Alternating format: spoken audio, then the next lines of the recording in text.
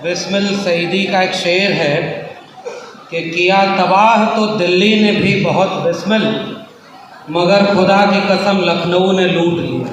ईश्वर बिल्कुल नहीं है, जिसने ईश्वर को रचा वह बेवकूफ़ है। जो ईश्वर का प्रचार करता है वह दुष्ट है, और जो ईश्वर की पूजा करता है वह बर्बर है।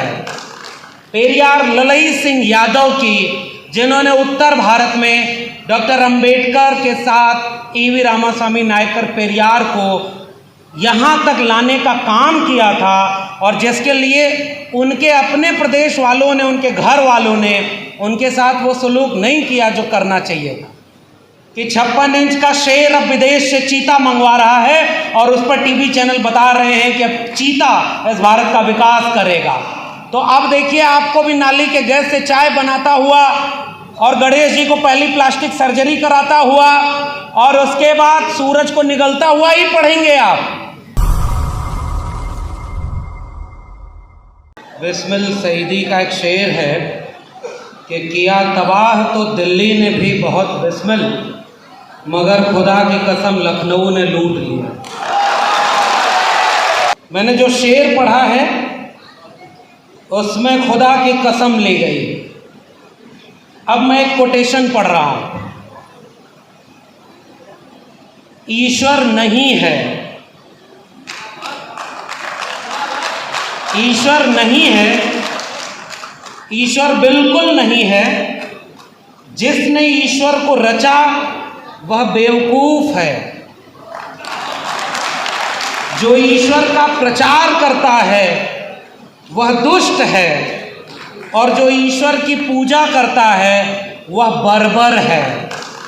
ये कोटेशन है ईवी रामास्वामी नायकर पेरियार का, जिनकी किताब रेफरेंस के लिए मैं साथ में लेकर आया हूँ, क्योंकि ये बात जिनके लिए कही गई है वो लोग आज लखनऊ और दिल्ली की कुर्सियों पर बैठ करके वही काम कर रहे हैं जिसको पेरियार ने दुष्ट और बर्बर कहा। ये हिम्मत करने के लिए कि उत्तर भारत में और वो भी लखनऊ में सामाजिक क्रांति के अगुआ, कर्मकांड पाखंडवाद के तार्किक आलोचक, वैज्ञानिक दृष्टिकोण वाले और सामाजिक न्याय, लैंगिक न्याय, आर्थिक न्याय के सबसे मजबूत आवाज पेरियार को लखनऊ में याद किया जाना मेरे लिए बहुत गर्व की बात है। और ये गर्व की बात इसलिए है, कबीर साहब का एक दोहा याद आता है कि कहें कबीर जाए दा बही, और जबे से चेता तबे से सही। तो देर तो बहुत हो गई, नुकसान भी बहुत हुआ है, मगर उम्मीद करता हूं कि ये जो आगाज है, कोशिश पहले भी की गई उत्तर भारत में। मैं मंच पर आया तो एक जीवनी मिली है पेरियार ललई सिंह यादव की, जिन्होंने उत्तर भारत में डॉक्टर अंबेडकर के साथ ईवी रामास्वामी नायकर पेरियार को यहाँ तक लाने का काम किया था, और जिसके लिए उनके अपने प्रदेश वालों ने, उनके घर वालों ने उनके साथ वो सलूक नहीं किया जो करना चाहिए था। इसलिए उस पूरे मिशन आंदोलन में उत्तर भारत, जिसे काऊ बेल्ट कहा, गोबर पट्टी कह दिया। अब ये न जाने तारीफ है कि आलोचना है कि आप गोबर पट्टी के लोग हैं, लेकिन उस उत्तर भारत को मैं जब भारत का नक्शा देखता हूं, जिसे राष्ट्र कहा जा रहा है, हम लोग थोड़ा देर से आए इसलिए वक्त आज कम मिला है, इसलिए बहुत कम बात बोलनी है। आना था जिस यातायात के माध्यम से, अगर हमारे पास भी बुलबुल होती तो उस पर बैठकर जल्दी आ गए होते। अब ऐसे दौर में बात करना है कि 56 इंच का शेर अब विदेश से चीता मंगवा रहा है और उस पर टीवी चैनल बता रहे हैं कि अब चीता इस भारत का विकास करेगा, मगर इस मुल्क में इस मुल्क की अपनी बीमारियों का इलाज करने वाले, जो हजारों हजार साल की लाइलाज बीमारियां थीं, उनका इलाज करने वाले जो शेर पैदा हुए, उन्हें आज़ादी के बाद दफन करने की कोशिश की गई। फिर किसका अमृत महोत्सव और किसका भारत है ये? मेरा सवाल है, अक्सर हम उत्तर भारत के लोग ये सोचते हैं कि उत्तर भारत ही पूरा भारत है। जैसे आजकल हिंदी दिवस मनाया गया तो हिंदी को आरोपित किया गया, और हमारे यहाँ प्रोफेसर एक बोलने आए, उन्होंने कहा कि मैं चाइना जाता हूँ, फ्रांस जाता हूँ, तो लोग पूछते हैं कि आपके यहाँ तो कोई एक भाषा ही नहीं है। देखो, चाइना की चाइनीज़ है, फ्रांस की फ्रेंच है, आपके यहाँ हिंदी नहीं है, तो अब हमें हिंदी को इस देश की राष्ट्रभाषा बनाना चाहिए। आखिरी में मैंने उनसे कहा कि बिल्कुल ठीक है, आपको भी इस मिशन की शुरुआत तमिलनाडु से करनी चाहिए। इस बात को इसलिए कहना ज़रूरी है कि तमिलनाडु और दक्षिण भारत, जिसमें सामाजिक और सांस्कृतिक क्रांति की एक ऐसी परंपरा मिलती है जो हमारे यहाँ उत्तर भारत में थोड़ी बाधित हुई। दक्षिण भारत में नारायण गुरु बसवन्ना से लेकर अयनकली से लेकर लंबे फहरिस्त है। उस कड़ी में जब पेरियार अपनी लड़ाई लड़ रहे थे, एक दो किस्सा सुना करके बात करूंगा कि बहुत कम उम्र थी, अच्छे खासे घर के थे, लेकिन उनके घर पर जब कुछ ब्राह्मण, कुछ कर्मकांडी लोग आए तो उन्होंने तर्क करना शुरू कर दिया। और जब तर्क किया और धर्म को खारिज किया तो जाते जाते ब्राह्मणों ने कहा कि ये बेटा तुम्हारा बहुत बिगड़ रहा है, इसको कुछ ठीक रास्ते पे ले आओ। उन्होंने उनका स्कूल में एडमिशन करा दिया, और जब स्कूल में एडमिशन करा दिया तो पता चला अगली बार लड़ाई इस बात पर होने लगी कि अब इस घर में किसी देवी देवता की तस्वीर नहीं रहेगी, ईश्वर के खिलाफ सारी पढ़ाई उन्होंने करनी थी, और फिर स्कूल छुड़वा दिया। उत्तर भारत आए, बनारस में गए। पेरियार बनारस जब जाते हैं तो दो वाकया होता है।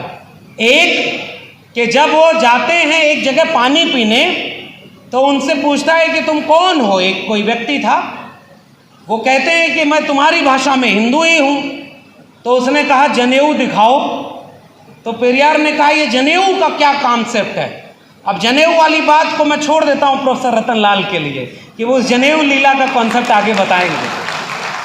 और दूसरी बार जब उनसे खाना खाने के लिए, पानी पीने के लिए जब उनसे उनकी जाति पूछी गई, तो पेरियार ने उसी दिन ठान लिया था कि ये धर्म तो और बड़ा पाखंड है जो सबको ईश्वर के सामने तो बराबर मानता है, लेकिन अपने अंदर जाति रखता है, और जाति में कुछ लोग शूद्र हैं, निकृष्ट हैं, कमज़ोर हैं, और कुछ लोग बहुत ताकतवर हैं। पेरियार वापस लौटते हैं और दक्षिण भारत में जनेऊ के साथ क्या सलूक करते हैं ये आपको पढ़ना चाहिए। मैं रेफरेंस के लिए किताबें साथ लाया हूँ। और उसके बाद पेरियार ने वो लड़ाई शुरू की कि ईश्वर के खिलाफ मूर्तियों की तमाम फहरिस्त, धर्म की फहरिस्त, उसके सामने उन्होंने जो सवाल किए, उस सवाल को मैं कोट करना चाहता हूँ। पता नहीं ये मौका आगे लखनऊ में मिले कि न मिले पेरियार जयंती मनाने का, लेकिन इसका इस्तेमाल किया जाना चाहिए। पेरियार ईश्वर के लिए लिखते हैं, क्या तुम कायर हो जो हमेशा छिपे रहते हो, किसी के सामने नहीं आते? क्या तुम खुशामद पसंद हो जो लोगों से दिन रात पूजा अर्चना करवाते हो?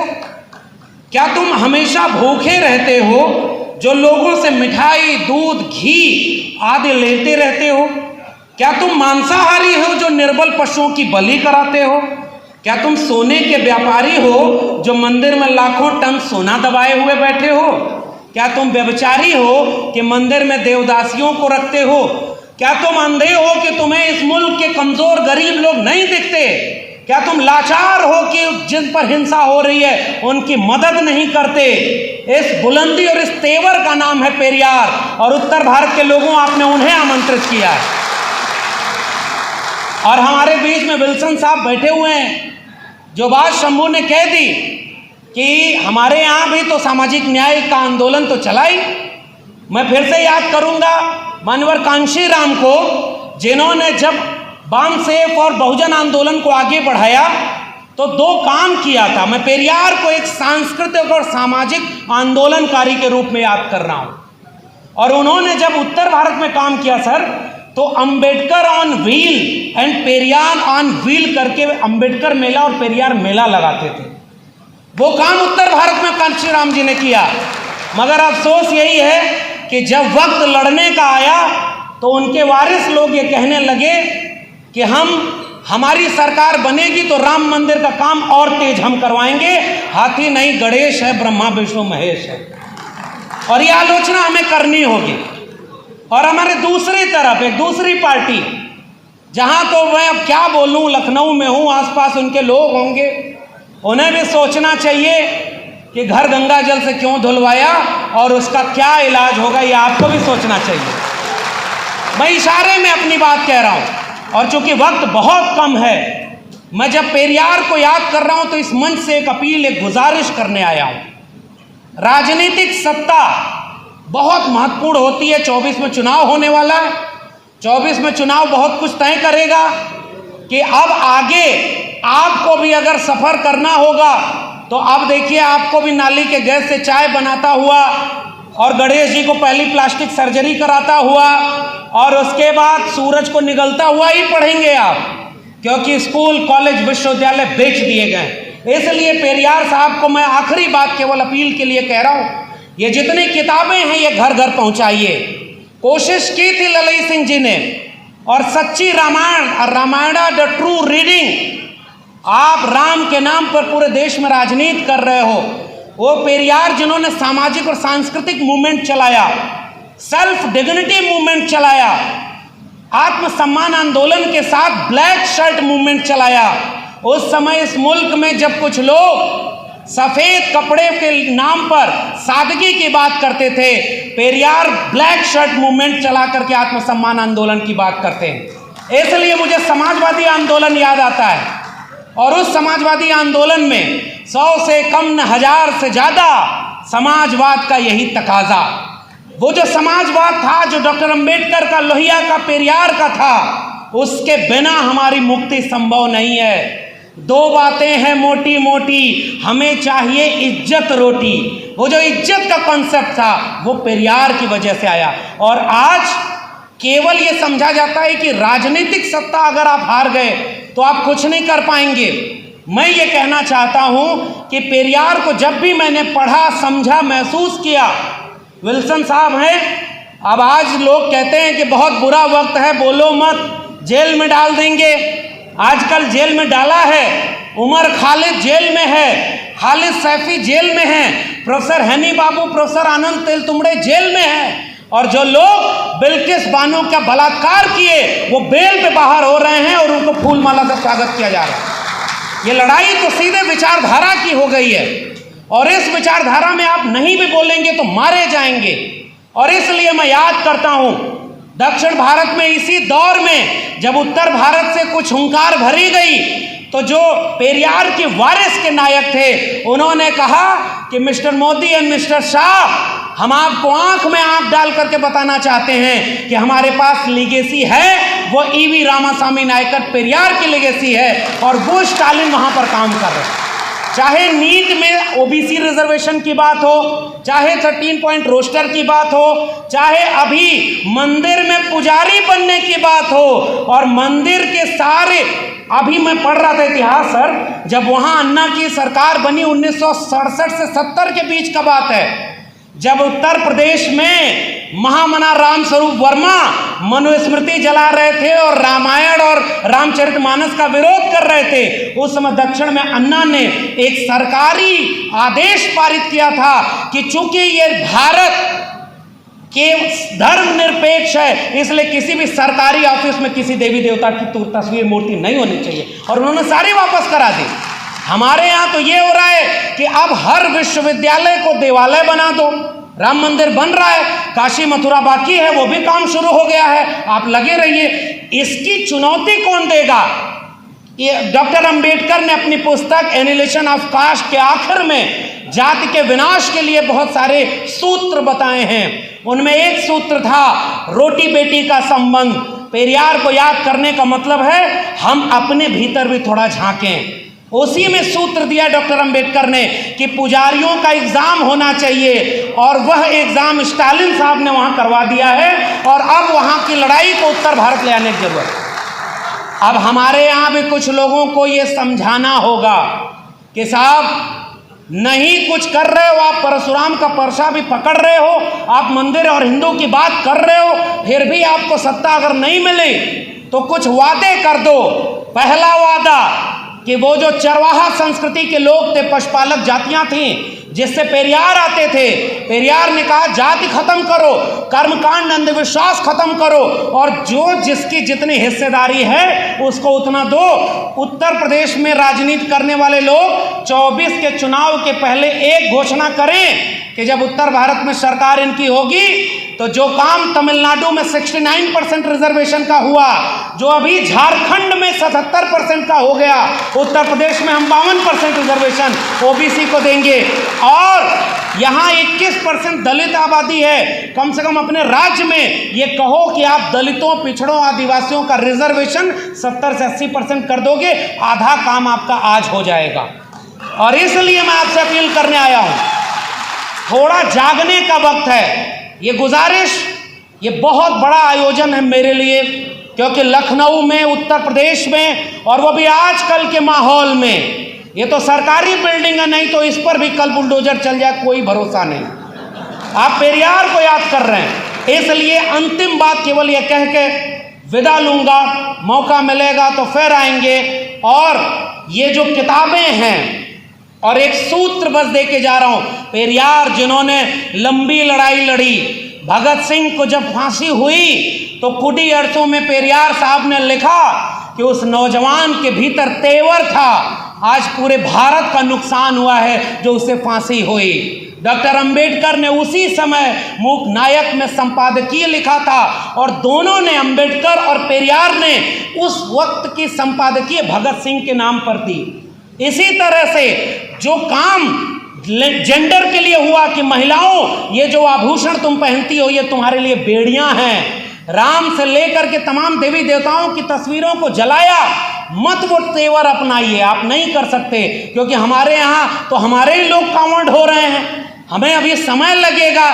लेकिन वह क्रांति जो मैं चाहता हूं वो राजनीति के भरोसे नहीं आने वाली।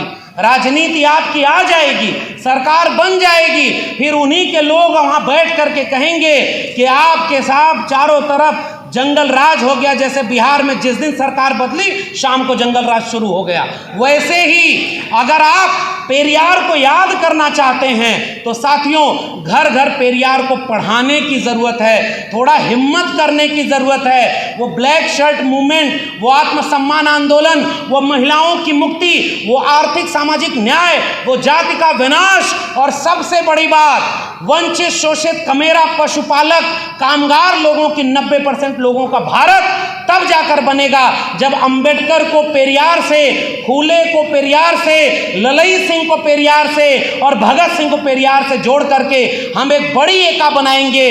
तो वो बुलडोजर भी रुकेगा जो संविधान और मंडल कमीशन के ऊपर चल रहा है। आपने मुझे आमंत्रित किया, बहुत बहुत धन्यवाद। जय भीम, जय मंडल, संविधान जिंदाबाद, उल गुलाम जिंदाबाद, इंकलाब जिंदाबाद।